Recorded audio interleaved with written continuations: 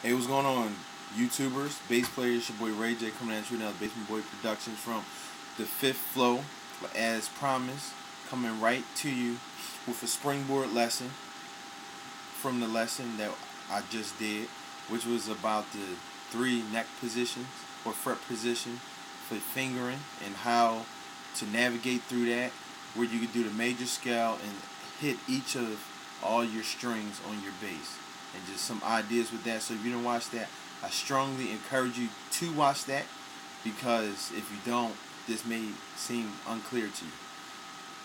But it won't, because I'm about to briefly explain it. So, I said we have three neck positions for all your frets. You have at least 18 frets, which is this high B right here. That's the 18th fret, and that's all. We ain't gonna go past that. This is the 24. Everybody don't have 24. Some people stop at this dot plus one right here. All right. So you got 18 frets. The first position is frets 1 through 6. The second position is frets 7 through 12. So 1 through 6, first position. Second position, 7 through 12. Third position, 13 through 18, with a remainder of 1. All right? So now we're going to take a lick, and I'm going to show you the different ways of how to do the simple lick, but in three different positions within the three bass position as described and showed like 10 seconds ago, and how to really enhance your knowledge of the notes on all the fretboard and not just your favorite comfort zone, okay? So here's the lick. Whoa, my bad. And I'm going to do the lick just to show you. I'm going to do it in one position. And then after I break it down to you, then that's where we're going to get creative and do it elsewhere. Alright, so here it go.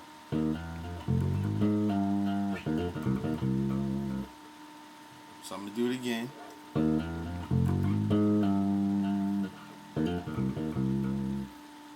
going to do it again.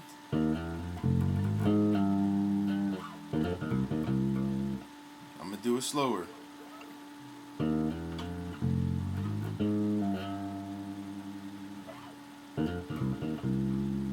Alright, so again, I didn't even tell you what key that was, because I was thinking I was in the last video that I deleted because I was drawing.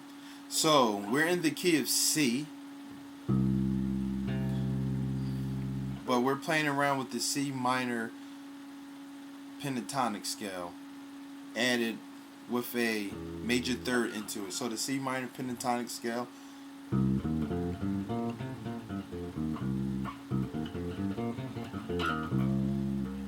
in the second position, that was sloppy. In the third position,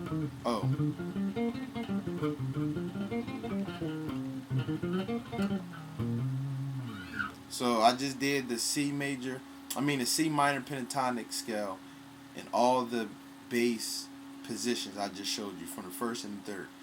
And that's another thing. Whenever you're practicing, make sure you're doing your scales. If you practice your scales every day, make sure you're doing them and hit all the positions, because it's all about confidence, and it's all about feeling secure in your bass playing.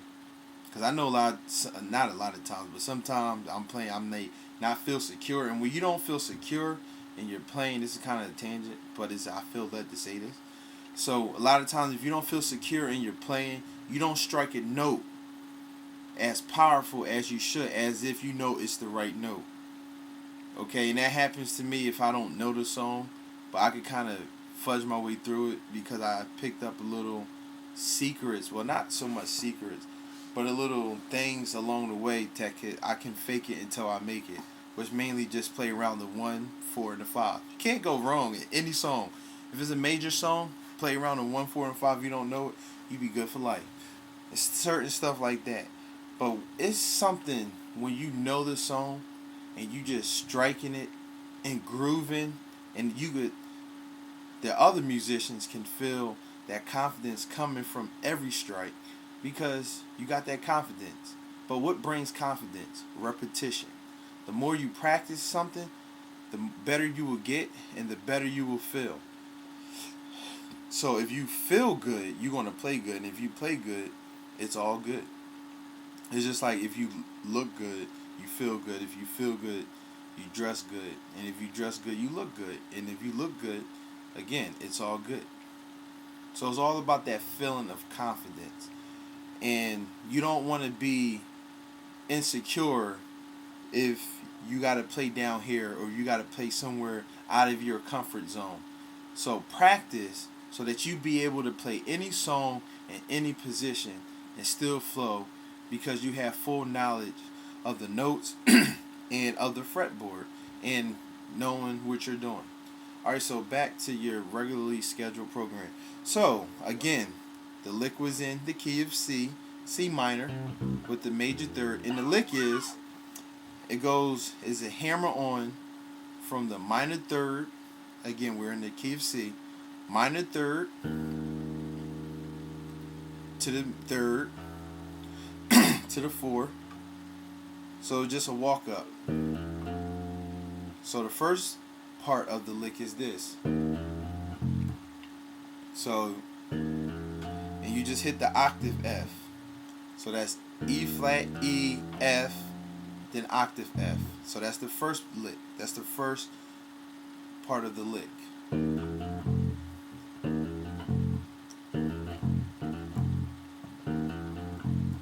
Alright? So you can practice that every position. This is the second position. And it's all hammer-ons. So watch. Oh.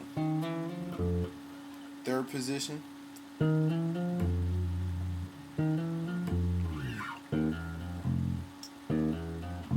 The second one, the second part of the lick is, and that's a little shake. And all that is, I just slide from the 4 to the flat 6, which is A flat. So, oh.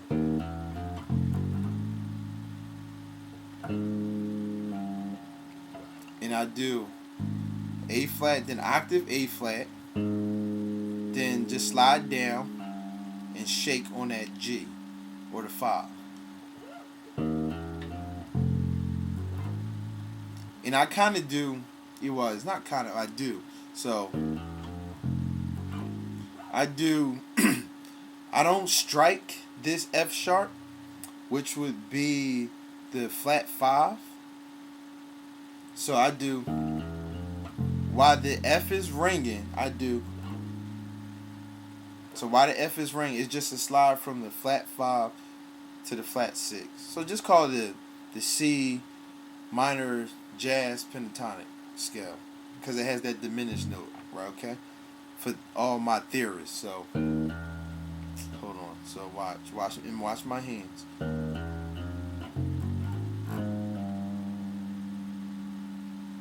And that's not so necessary. You don't have to do that, because you do it.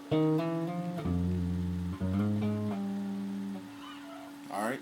So, and that's that's from F sharp, slide to A flat. And again, you see I'm using my second finger and my forefinger. And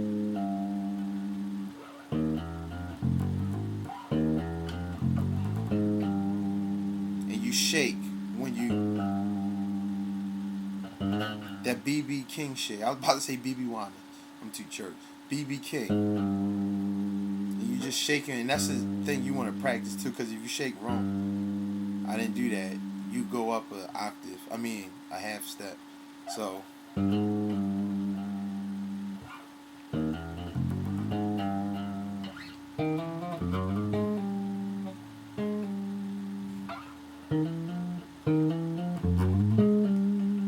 And I just did that every position. Now the last part of the lick, it's just a regular blues run. It's from the minor third, hammer onto the 4, back to the minor third. So hammer onto the 4. Did I say the third? I'm screwing up. So E flat, which is the minor third, F, which is the 4, back to E flat, then to the 1, back to E flat, and back to the 1. Alright?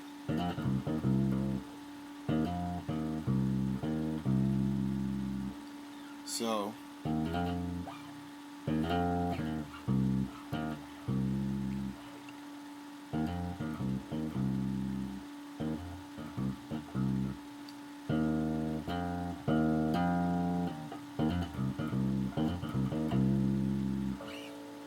down here,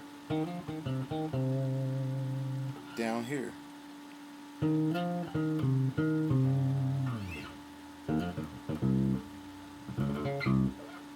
So all together you got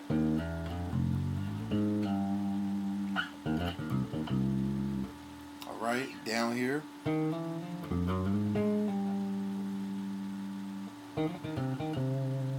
down here.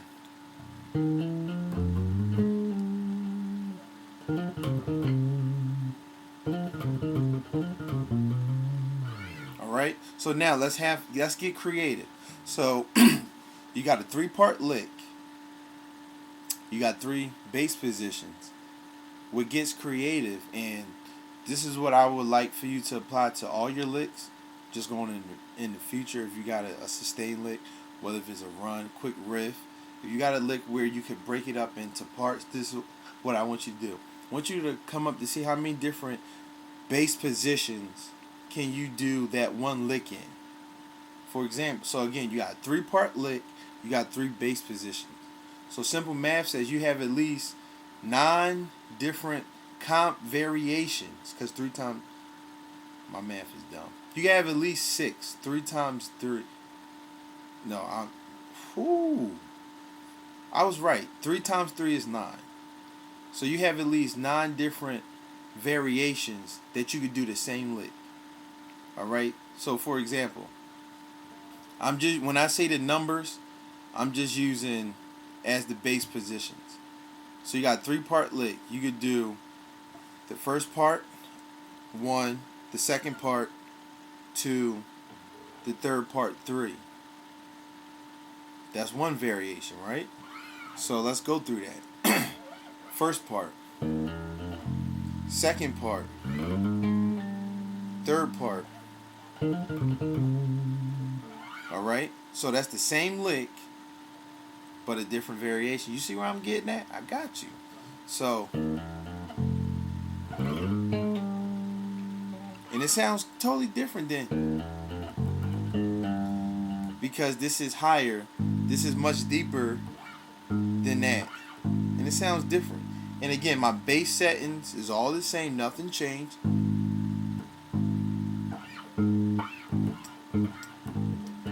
And even this sound different, because each string has its own flavor.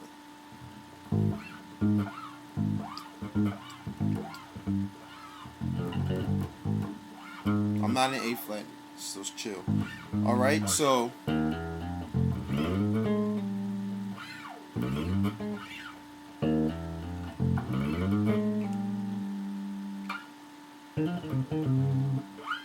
even when you slide, it sounds totally different.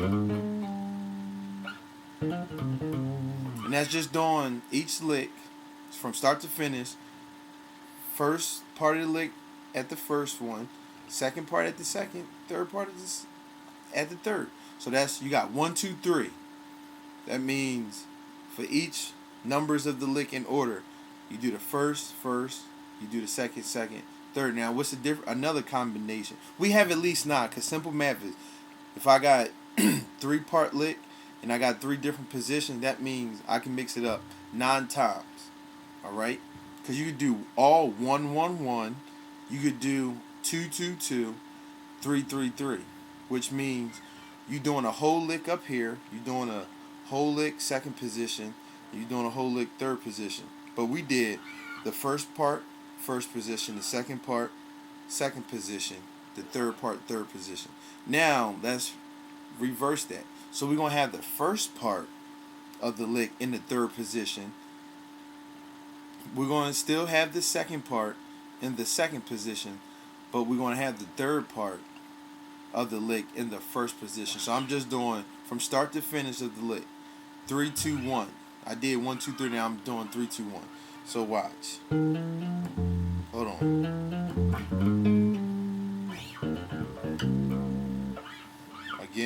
Again, this is the first part in the third position. Second part in the second position.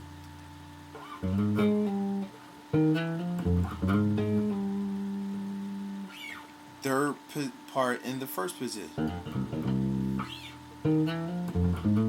Oh.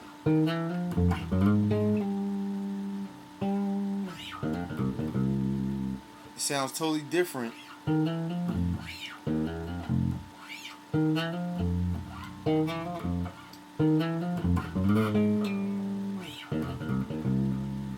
Alright.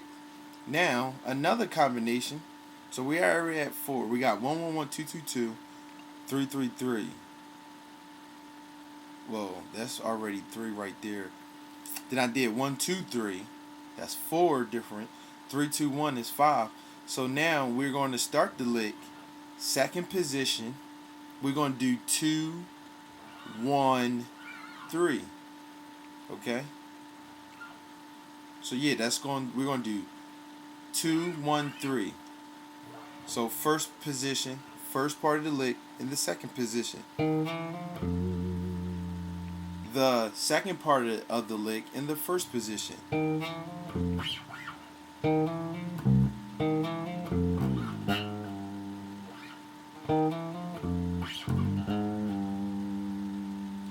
Third part of the lick in the third position.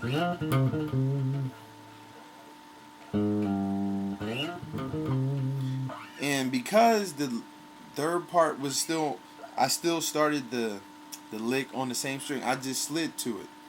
So I'm gonna be on the same string to finish the lick, so I just slide. Again, that gives you a totally different flavor because you're not sliding. If you were just using up here, it'd be so. Ooh. Alright, so that's 2, 1, 3. Now let's do 2, 3, 1. Alright.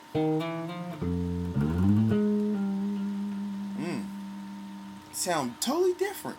Totally different, but it's the same notes, the same articulation. But because you're doing it at different places, it sounds totally different. Totally different. Tell me, watch. Now watch.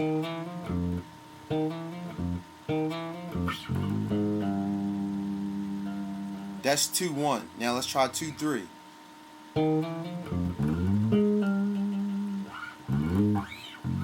You see, this is a lot.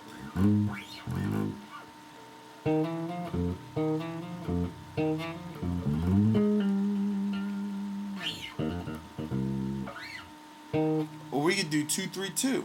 Again, that's another position. Gonna sound totally different.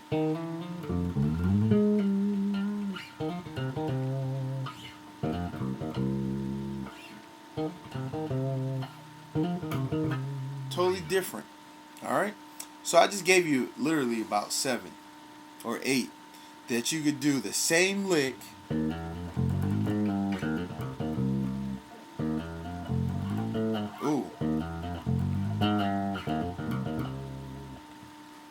do it in different positions. Why I keep looking at it, there's nothing. Do it in different positions. It brings it to a whole nother level, and you're not doing anything different. It's just the notes sound different at different parts of the fretboard. And when you understand that's helping your bass dynamics, giving you different sounds, being able to, put together different sounds based off of the fretboard, off the same notes, helps you with your articulation. So we can start the lick down here.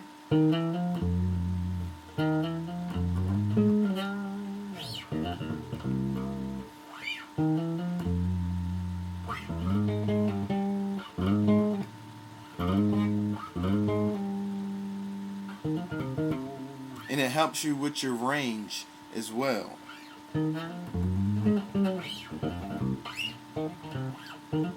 And you can practice that too if you just want to.